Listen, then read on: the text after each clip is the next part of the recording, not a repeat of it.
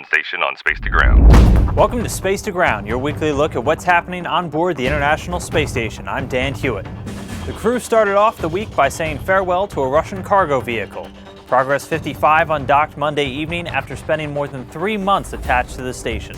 Like every Progress, it was loaded up with trash and disposable items, which will be incinerated when the ship passes back through the Earth's atmosphere. And since it just doesn't feel like the ISS without a Progress attached, the next one was ready for launch just 2 days later. Lifting off from Baikonur in Kazakhstan, Progress 56 sped its way to the station on Wednesday night, docking just 6 hours after launch and bringing about 5,700 pounds of food, fuel, and supplies to the crew of Expedition 40.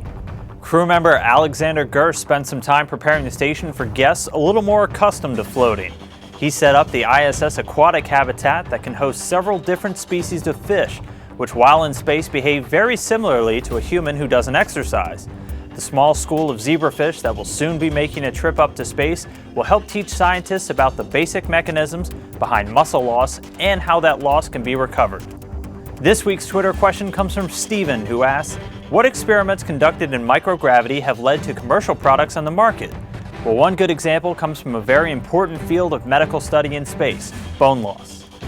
Without proper countermeasures, astronauts in microgravity lose bone mass, and similar bone loss occurs in people on Earth with osteoporosis, a debilitating disease that affects millions.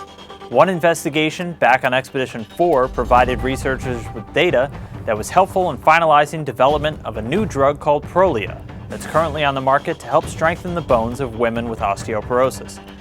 You can check out the hundreds of experiments that have taken place on board the ISS at nasa.gov/station.